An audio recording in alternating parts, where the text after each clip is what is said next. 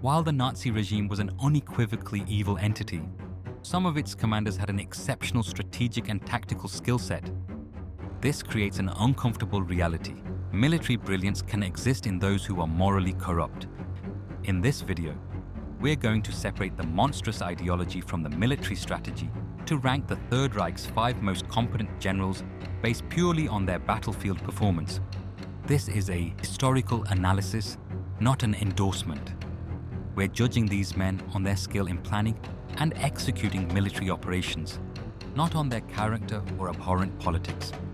From the masters of Blitzkrieg to the defensive specialists on the Eastern Front, we'll analyze their greatest victories and critical failures. It's a countdown, so stick around to see who takes the #1 spot. Our first commander stands a man who mastered everything the Wehrmacht needed. As one of Germany's most senior and respected officers, Field Marshal Gerd von Rundstedt was a steady, reliable, and highly capable commander who played a key role in many of Germany's most important campaigns. In 1939, he commanded Army Group South during the invasion of Poland. In 1940, he oversaw Army Group A for the invasion of France, the very force that executed the decisive sickle cut through the Ardennes. Though he was partly blamed for the halt order that allowed the British to escape at Dunkirk, the overall success of the campaign was immense. On the Eastern Front, he commanded Army Group South during the initial phase of Operation Barbarossa, overrunning most of Ukraine and capturing Kyiv in what became the largest encirclement in military history. Rundstedt represented the epitome of the traditional German general staff officer, professional, strategic, and highly competent. If you want us to go into more detail on him in a later video, let us know in the comments. Our next pick operated in the crushing depths of the Atlantic. Grand Admiral Karl Dönitz's impact was strategically massive. As the commander of Germany's U-boat arm, he was the architect of the devastating Wolfpack tactics.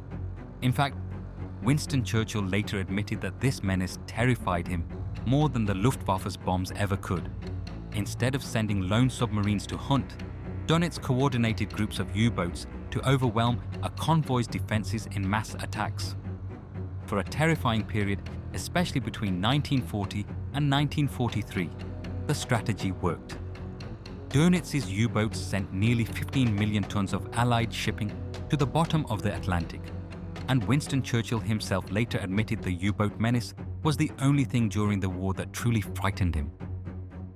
Dönitz was an innovator who understood his branch of service intimately, rising to become the commander-in-chief of the entire German Navy in 1943. His effectiveness ultimately waned as the Allies developed superior anti-submarine technology and cracked German naval codes. Still, Dönitz's masterful coordination of the U-boat campaign earns him a place as one of the most competent naval commanders of the war.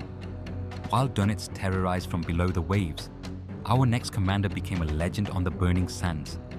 But what if the Desert Fox fame blinded historians to a fatal flaw that doomed every campaign he touched? Renowned for his audacious leadership and tactical brilliance, Erwin Rommel was a master of surprise and maneuver. Sent to Libya in 1941 to support the faltering Italians, he didn't just prop them up. He immediately went on the offensive, pushing British and Commonwealth forces across the desert in a series of stunning victories.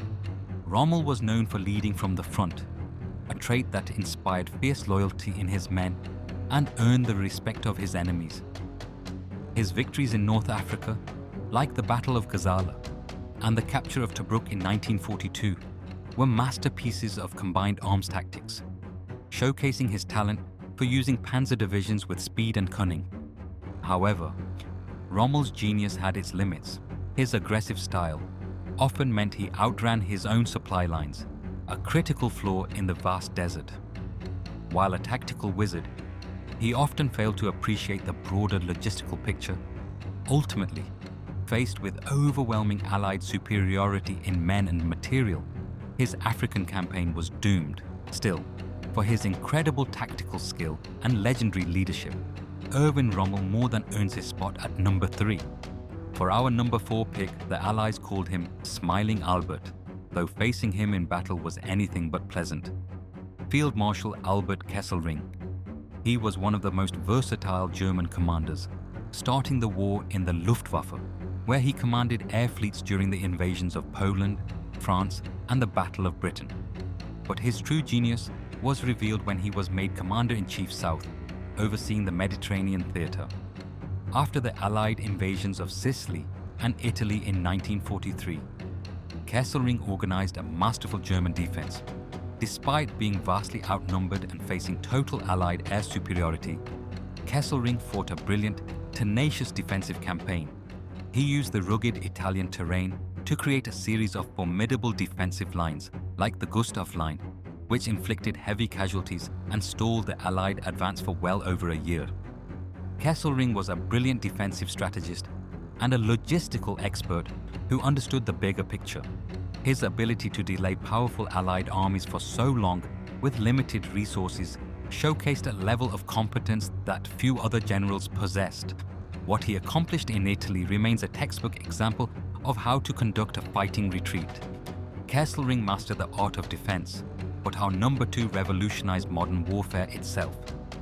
Widely considered as the father of the Blitzkrieg was General Heinz Guderian. More than perhaps any other individual, Guderian was responsible for developing both the theory and practice of modern, mechanized warfare.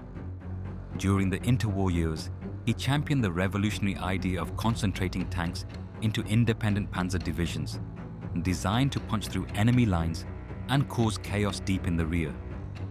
When war broke out, Guderian didn't just theorize, he led from the front. He personally commanded the 19th Army Corps in Poland and France, putting his ideas into devastating practice. His panzer spearheads moved with such shocking speed and ferocity that they left Allied defenders stunned and paralyzed. In France, his forces broke the French line at Sedan and raced for the English Channel at a pace that even alarmed the German High Command. Guderian was an innovator and a firebrand who often clashed with his more conservative superiors, and even with Hitler himself. His vision transformed the tank from an infantry support weapon into the dominant force on the battlefield. While the term Blitzkrieg may not have been his invention, the devastating reality of it was his creation. For revolutionizing warfare and for his brilliant leadership, Heinz Guderian is one of the most competent and influential commanders of the entire war.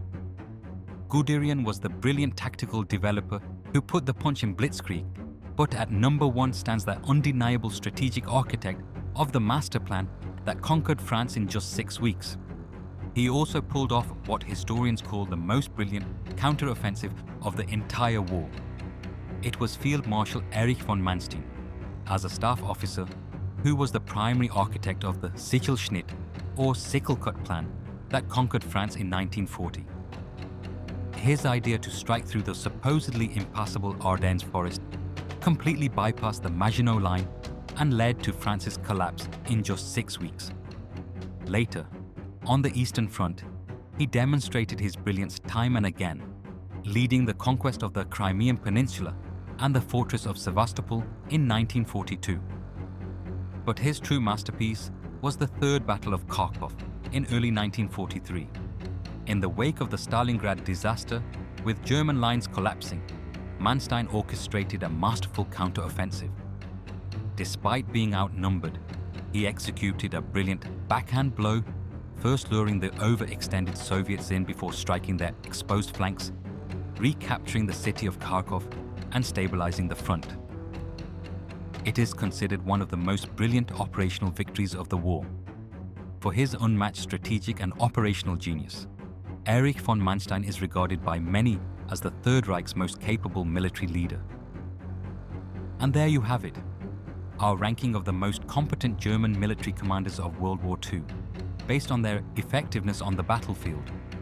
If you found this analysis interesting, you'd want to check out our list of the top 5 most incompetent Nazi generals of all time. Click the next video to find out now.